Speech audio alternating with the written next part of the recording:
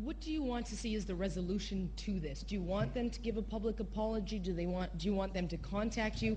I know you're holding the news conference here today, but what would you see as the appropriate resolution to the whole fiasco, if you will? As a believer in free speech, I don't want an apology. Personally, I don't want an apology from those guys. I mean, there are very small chances that I would ever go on their show, but I don't need an apology from them. I want them to apologize to the people that feel that they've been wronged. I feel in no way that I've been wronged, but I just wanted to call attention to the fact that I did hear it, it was offensive, and I don't want the next generation of athletes, skaters, young people, I don't want them to have to deal with the same thing. So, I mean, they should apologize to the people that are asking for an apology, but I would never ask them for an apology. Hi, I'm a student reporter from the Students Live program, Beautiful. and I think it's great, first off, just that you want to be yourself and you're not afraid to hide that. Just a question, do you think that you've grown a thicker skin because of this, or did you already sort of have that? I never take anything too seriously with people attacking me, unless it's going to be like some kind of physical pain thrown down on me. I have a very thick skin. I'm very strong. Being an individual, you have to learn those things.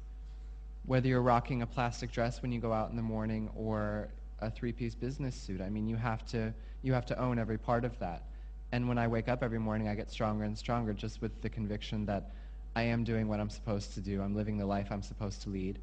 And that's what makes me strong. I have no holes in the layer around me. There's no holes in my bubble. But I mean, every time I get a setback or something knocks me down, I come back 3 times harder and 3 times stronger. Thank you. Yay. Hi, Johnny. Hi. If you don't mind, can I ask you some skating question? Of course. I think many people agree that you were severely marked here. And I know you had issues with U.S. judges being so outspoken, but how do you feel what happened here?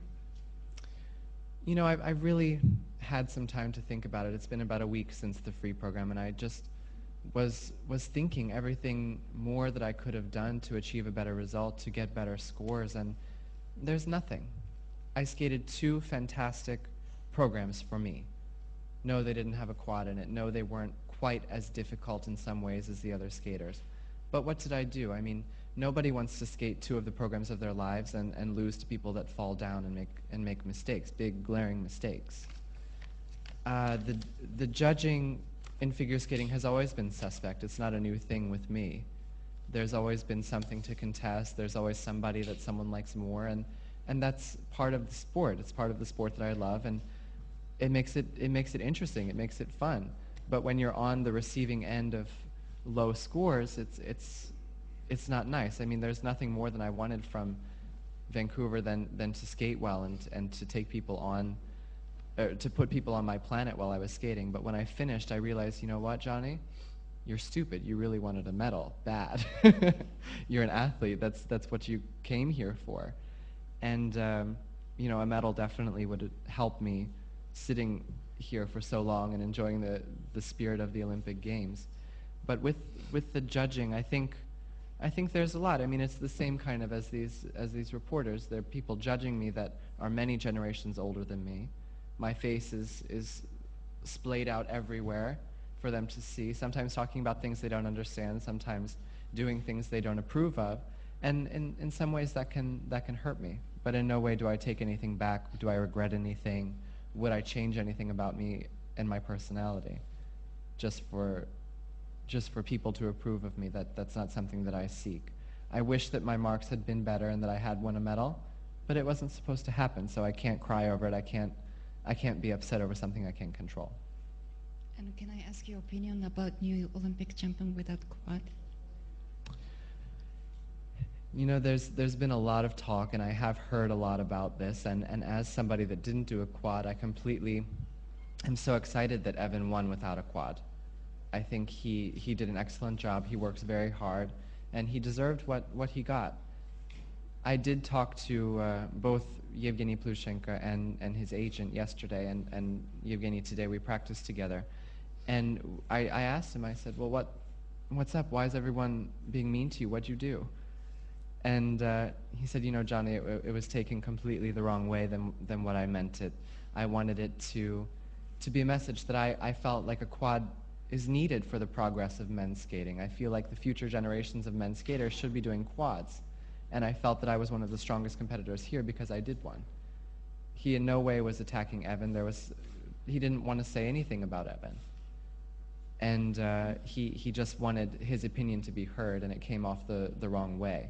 But in no way was he attacking our Olympic champion. He was just saying what he hopes for the future.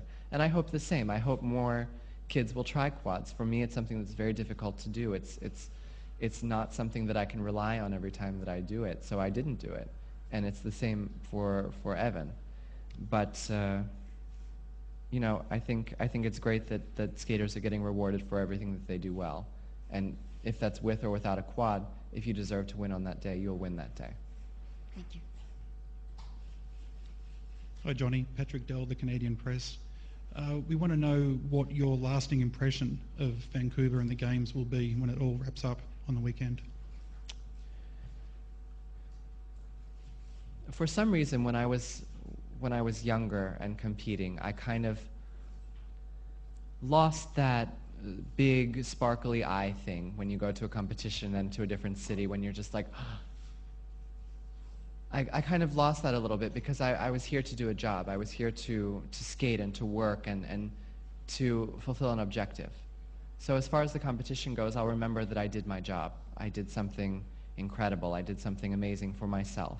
I stepped over myself. I did something that was very strong and that I'll remember and be so proud of for the rest of my life. That was cute. What was that?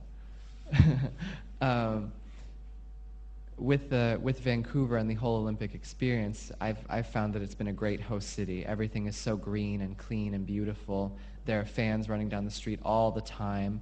You know, the parties that people are having and just enjoying this time, it's a beautiful thing. In Torino, I didn't feel quite as much on the street in the action from the people. I felt everyone was doing their own thing and running about their lives as usual. But here, it seems the whole city's come to a halt for this Olympic Games, and there's nothing that can take that feeling of being special away from the athletes. I mean, today I was told not to say anything about the Russia-Canada hockey game because I'm in Canada House right now. Yesterday, I was told in the Russia House not to say anything about Canada. Everyone's very nervous.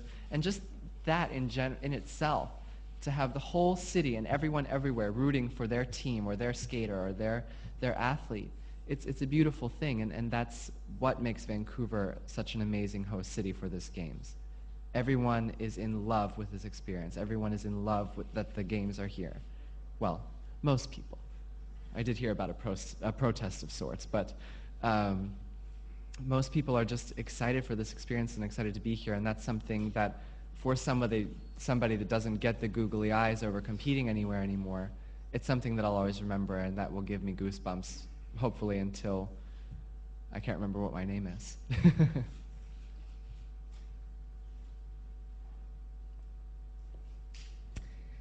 Are there any further questions? My pleasure. Thank you all for coming.